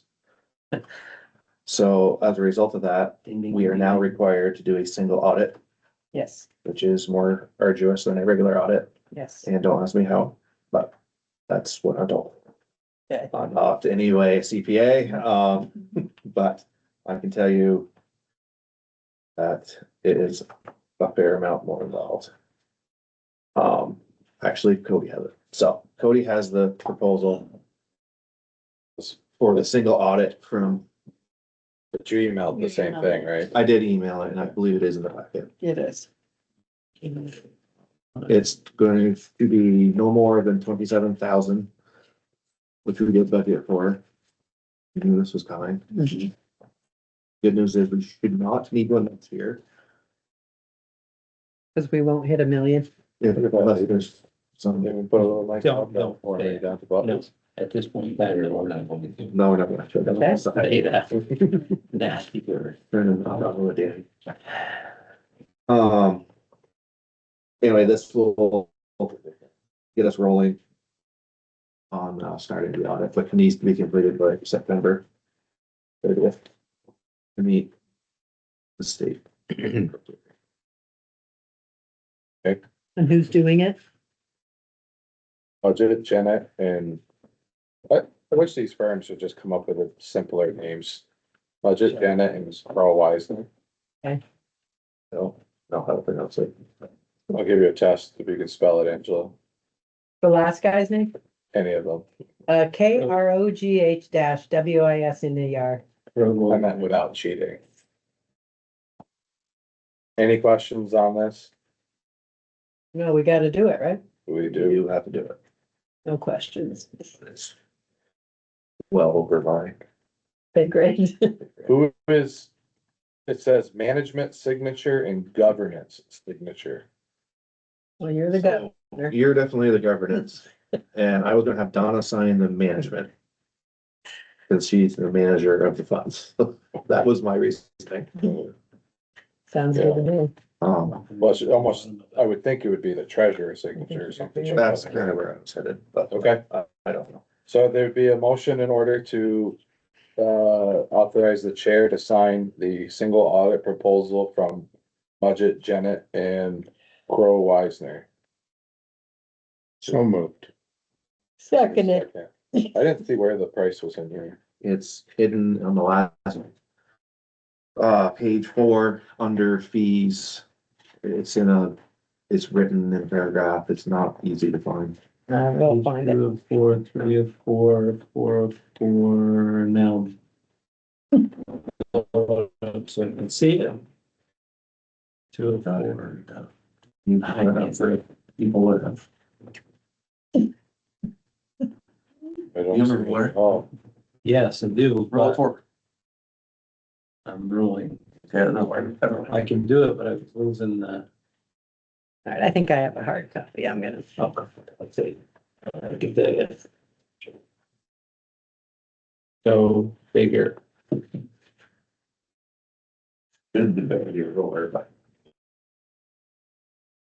Oh, you don't like, cause I'm not, I haven't done it, so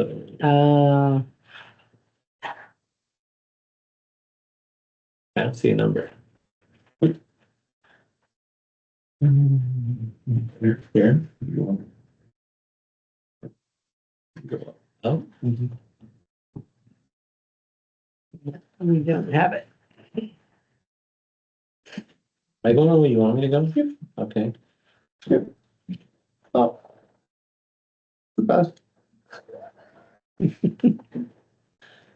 Oh, this is so hard. It's in there, I promise. Keep going. Let's go back over this again. I don't see a figure. Keep going. Up. Down. That would be nice. Where is it? Angela, do you have your French copy here? No, I do. I don't see it in here. page 4. Definitely not on page 4. Sorry, I'm just trying to focus here Trying on to it. get like right up in it, Billing and payments. right there, willing and payment. Balance is 30 days, Yeah, sure, where the, 1.5% per month, annual percentage rate.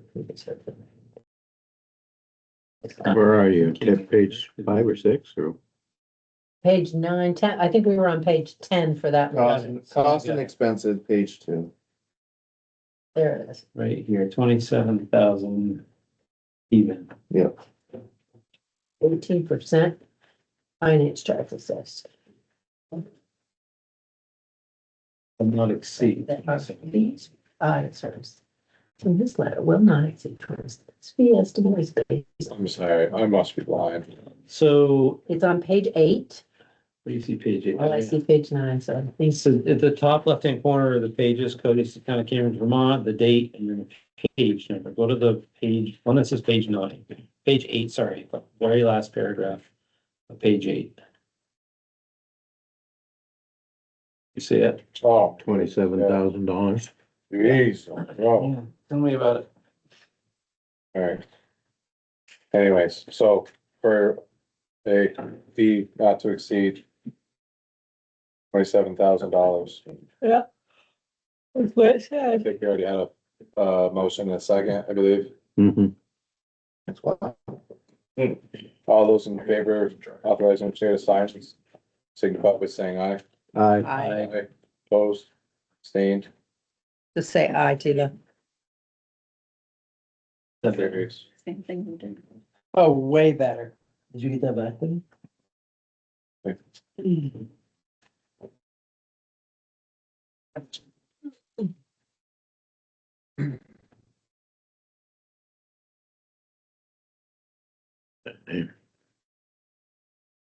Okay, Okay.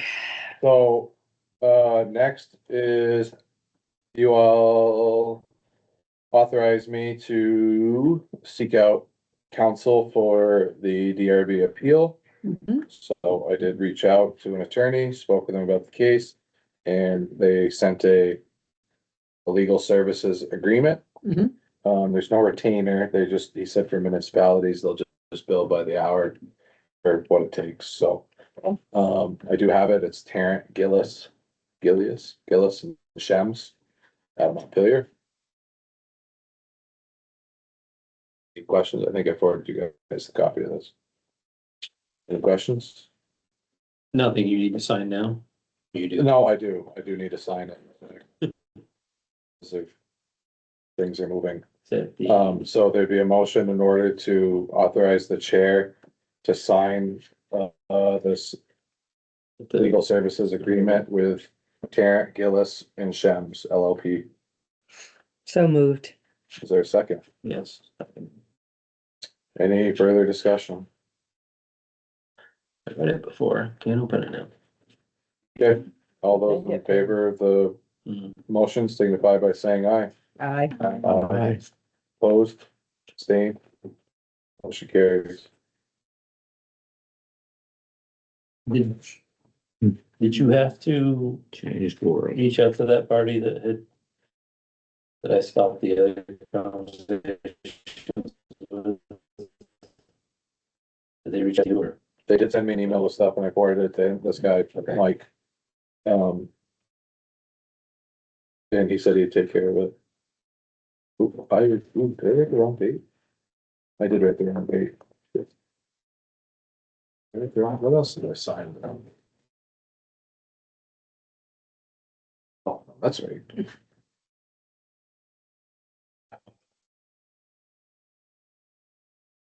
It's only a legal document.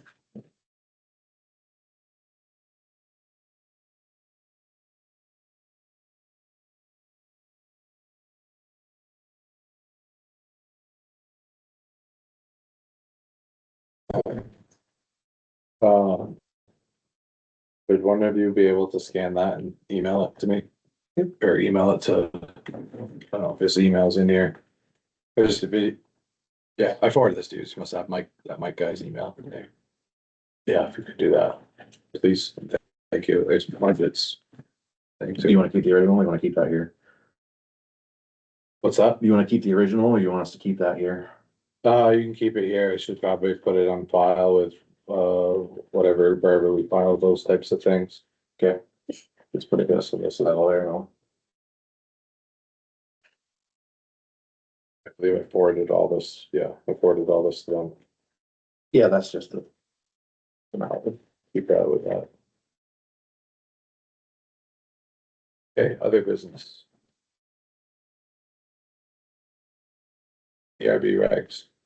I said I was going to do something last time, which was to read that document to see what the actual like schedule was. I didn't do that, just being honest.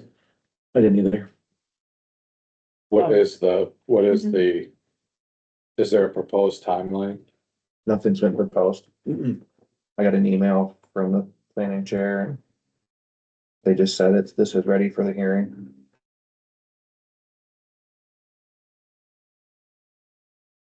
So, You said that to me. Not agreed, but No, and that's why I I honestly didn't read the whole thing.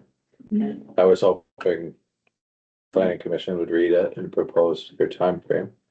To be quite honest. Um, What was the request? I guess we'll start there. To schedule it? yeah, Do we know? Did they accept all Jim Barlow's? they did. yeah, they sent it over. Actually, did they send it to you? I believe I forwarded it to everyone. I got think, it? yeah, I haven't looked at it yet, but I think I got a copy of I it. got an updated version last night. Did you? I got it when I came in the office today. Today, okay. Yeah, That's what we do. I don't So do that. remember when I got it. It says, release one public hearing on the proposed plan following 15 days of notice. And then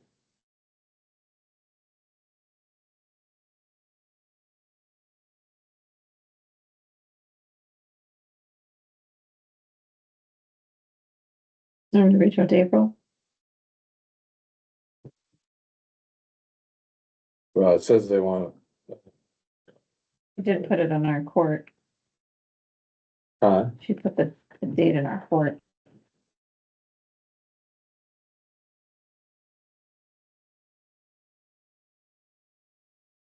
Yeah, I guess I don't. What we can do.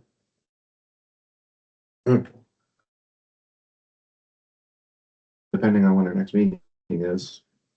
Because I know Cody, you have some scheduling for we can schedule it for 30 minutes before the next meeting. Yeah, just looking through that, it almost seemed like you need 30 days notice. So that we would have to do the second meeting in Right. March anyway. That even works.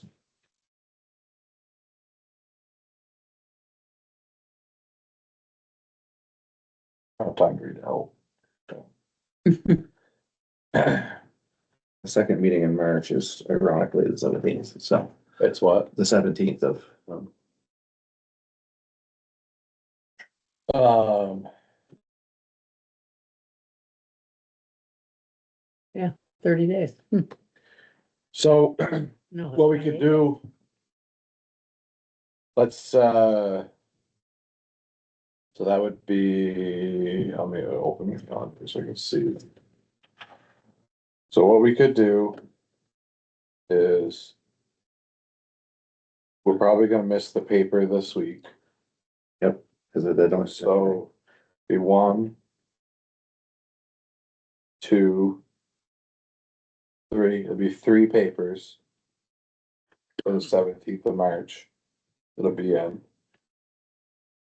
Plus posted here and wherever on normal places. And my guess that thing is gonna say it's probably not 2 consecutive meetings, but it's probably like we should skip and do the second meeting in April. Then we do the same thing, we put it in 3 papers. 1, 2. Well, there'd be 4 papers on that one. Because the second meeting in April is the 21st. Late one that month. I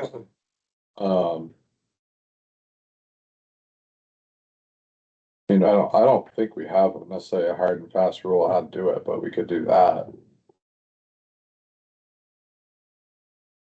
Second meeting in March, second meeting in April. Yep. Do it at 6 o'clock. It's only 28 days between now and the second meeting in April, though. Yeah, I'll be honest. I haven't read this document through thoroughly enough to. So hearing notice, deadline for action 15 days prior to the first, it's not the first hearing. Yeah, it is the first hearing. Minimum of 15 days. Oh, that's the planning commission. And submittal of proposed plan amendment repealed by legislative body, deadline for action.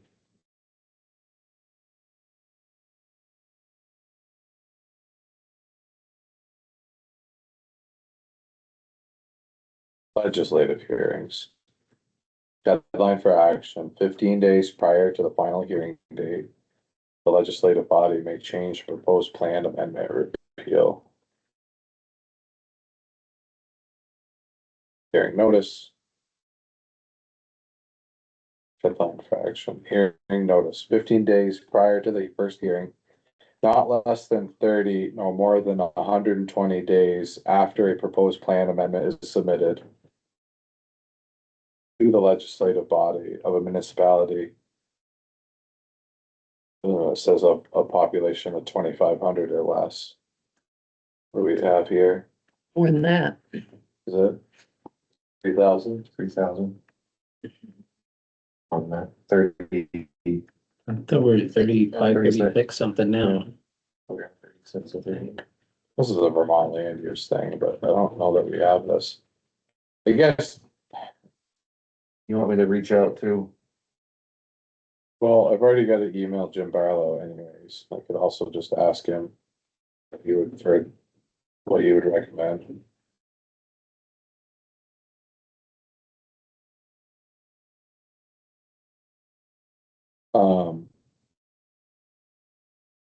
DRB.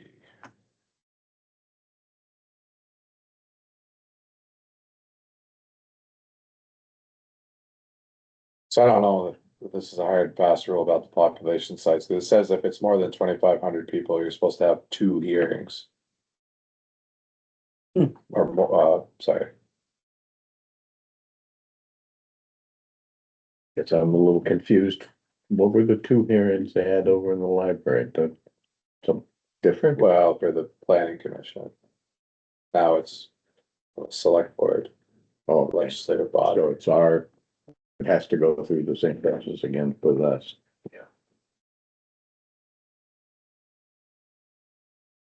Must be born in accordance with legislative body, must make copies of the proposal and written report by the PC available to the public upon request. Which is it's already on the website, right? Yeah. Or if not, we'll just make sure it's the updated version is. The updated one, I'll take.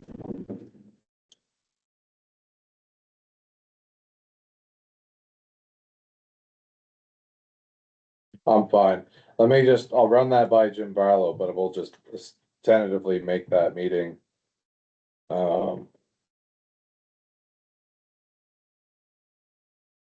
3/17 and 4/19. I think it's the 21st. Oh, yeah. Yes, 4/21. What was the first one? 3/17. Okay. But I'll see if he's got any other input on that, and I'll let you all know what they said, what you said. And in the meantime, we need to read that document. Yeah, it's kind of, somebody else will do it, honestly. And propose something to me, Josh. But I'll just ask, because it's some land use document, and I think it was forwarded to them by LCPC as a recommended guideline.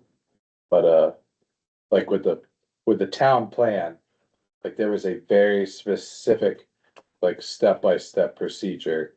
And I think that's kind of what they're trying to mimic here, is like that, you know, it has to have so many hearings. Yeah. If there are any comments at the hearing, the update, like the changes some things, like it's a very structured process, Yeah. so I don't know if this necessarily has to follow that, but it's probably being, you know, Due diligence. it's, yeah, I mean, it's an, it kind of goes hand in hand with the town plan, so it's very similar in that regard, so I think it's important to give people plenty of opportunity to comment on it if. So, we'll tentatively plan that, but I'll double check with Jim what his thoughts are on that. Okay, anything else on that? Town meeting prep. Jessica, sent, or I don't know if it was you or Jessica, sent a thing about like an interpreter person for town meetings. I was just curious what that come from, or was there a request, or? One of the auditors, they were just wondering. We should have one. I mean, we haven't had one for years, so they were just inquiring if we should. Yeah, I mean, I don't know, I mean, no one has asked right, for one. I mean, before it used to be, I know who it was, who needed them, but I haven't seen them and they haven't said anything. yeah, I mean, it's really, that would be useful for if you're actually deaf though, right? Yes. Because we invested in those hearing aid devices last year. Yeah, that's. And nobody used them. So if you're hard of hearing, there is that option. As I say, that's, my ears are like plugging up right now, but. Oh, yeah. Be there again, because I already talked to Jeremy, so. Yeah, that's we, the part of the deal was we paid for part of them, the school paid for part of them, so it's. They're hanging on to them, but. I mean, I think if no one asks, no one has said anything, so, I mean, Jessica just wanted to make sure Yeah, there was, someone out there, but if no one asks, I just don't see why we should have it. I don't think. yeah, I don't, it's definitely always an option if somebody makes the request, but I don't. No. I would like to see if somebody actually uses these devices and test them out, make sure that they, they function or if they're helpful, but. Are the A-Bears still in town? I think so, but They don't I have count. not heard, I haven't seen them in a long time. so. Okay. Any other things? I know like Man's Meadows was another question. of the bus. Yes, I did not get my answer back. I'm sorry. I should have followed up on that one. Okay, Cause she was gonna get it, but she hasn't told me to say that there's any need yet either, but I do need to reach back out to her. Jeremy did send the link. I saw him when I dropped Will off at school the other day, and he, said he was gonna do that, so he did send the link, so we can start sharing that when we get a little closer. Will one of you make a front porch forum post or something with that? Get closer. Yeah. And, somewhere on the website on that little. Yeah, Jessica's gonna put it on there. Cool. Is there anything else? You guys are gonna plow the parking lot or the field off at some point before the meeting and. Yeah, we'll wait as long as we can, so. Yep. Thaw out between. Probably the day before. So I think Joel Page is gonna reach out to him. He was here, was wondering about the laptop, but there's no room actually for a laptop. Oh, so. Actually, that's a good point. When I was talking to Jeremy the other day, he did mention that and said he's got what he thinks is a solution. He's not exactly sure how it'll work, but he said he was gonna make something available. And he said we can see if it works for Joel.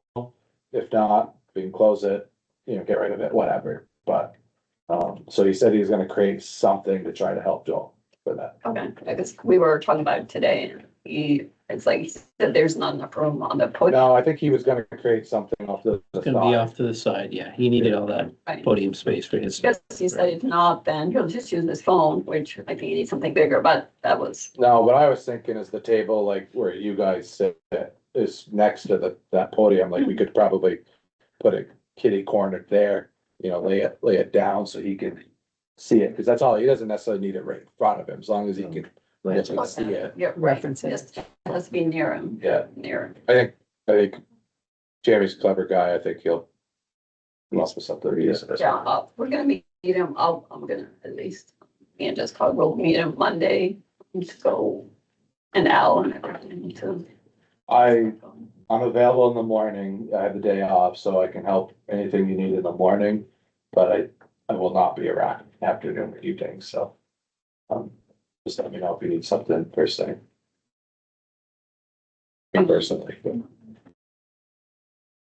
I did find the chart that Joel and I were talking about, and I did put it in a plastic sleeve and put it in his mailbox, so. sure. Yes, he and I talked about a chart that cross-reference when people are applying for a, it's not exactly applying, but if you're nominated for a position and you already hold a position, it's just a cross-reference chart. Are you able to do that? But Okay. Anything else on town meeting prep? I sent over the PowerPoint or What? I sent over the PowerPoint for you to just, Yes, someone that'd just be look good. at it to make sure it's copy pasted correctly. Absolutely, check. Because Joel will be mad. I did it last year and I thought I looked it, triple checked it. And literally that morning, I'm up on stage and realized that I made a mistake. So I was able to fix it, but, good job. okay. If nothing else, agenda for next time. That health concern, is that something we're gonna have to look at? I did talk with him and he's here, he's on it. So we don't need to put it on. Unless he comes up with something, then I would say no, but until Yeah, say no. he said he was on it, like quite on race. Did we settle on a date for the meeting? Huh? The next meeting. Agenda for next time. I would prefer if it was March 10th, Okay, if that's possible. I could literally do any other day that week, but other than Thursday. But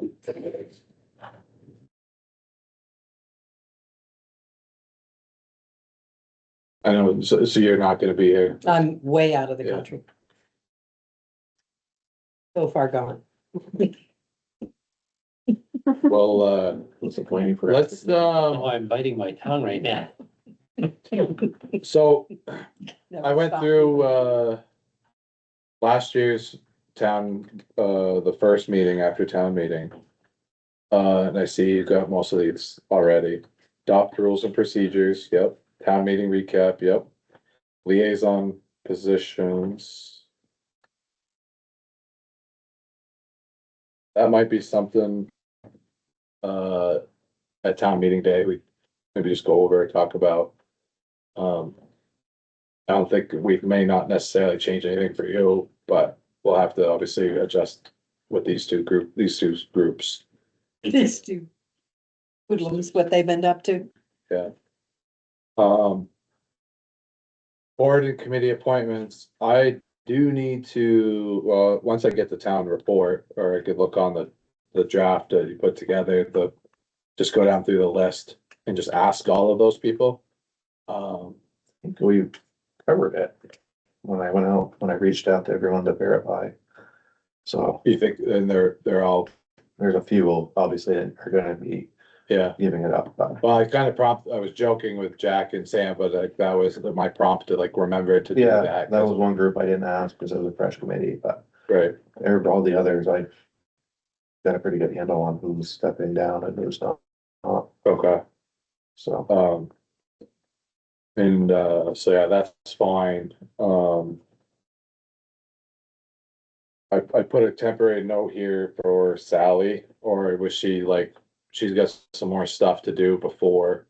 they have like 5 or 6 steps. Okay, to go. I'm fine with that, Yeah. so. Everything on them. I'm thinking late April, May. Yeah, and she's a sweet guy. She's like really nice lady. But she talks a lot. She's trying to be transparent, I guess. Oh, yeah, no, Yeah. no, I have no So, issue with yeah. that, but Which if they got Sally? more work, From the crash reserve. Oh, yeah, she's very thorough. She wanted to give an update Yeah, which is great that she wants to give an update, but that's all it really was, because they still have more things to It do. wasn't a substantial update that was gonna reveal any information we didn't already know. It's just kind of a progress. Yeah, yeah, We're gonna have this draft in April. We're gonna have this, and okay. so we said, come to us when you have things in hand. The only other thing I had that you didn't have yet was, our goals, which not goals, the, priorities list, thank you. Which I forgot. Sometimes we do that the meeting after because this meeting gets so long. Yeah. I just tentatively put it on there, I guess. We'll see what else comes up between now and then, but yeah, you're right, it does tend to go on. And then, I think, Oh, probably the raises thing for the second meeting. I think that's what we did last year, the second meeting. Cause it's also one that goes quite lengthy. yeah. It's only gonna be one more week after that, so it'll be back-to-back weeks. So let's plan on that for the 17th. We'll work on that the next meeting. Yeah. Not to get that far ahead. Yeah, no. Okay. Anything else for agenda for next time? Before we go into executive session, I'd like to thank Peter and Tila for your service. Cambridge Select Board. We appreciate it. Been fun. Your bullshit, your friend, all bullshit, mine. We'll both be missed. Did you have something, Dan? Yes, I think I'd like to make a motion to approve the consent agenda. Oh, shoot, I forgot about that. What's that? Since I asked for it to go. Yeah. Yeah. Is there a second? Second. Any discussion, questions, thoughts? Hearing none, all those in favor of the consent agenda signify by saying aye. Bye. Aye, opposed, abstained. Motion carries. Okay, now there'd be a motion in order to move into executive session. So moved. Personnel matter. Discussion of appointment/employment of a hiring worker. Is there a second to the motion? Was there a first? I think. Danny said Danny it. made- Oh, Seconded. any discussion? All in favor of the motion? Sorry, who are we inviting to the meeting? Justin. Don. Eric. Eric. That's good. All those in favor of the motion signify by saying aye. Aye. Aye. Opposed, abstained. Go to executive session at 8:48. Yeah, I missed one right here.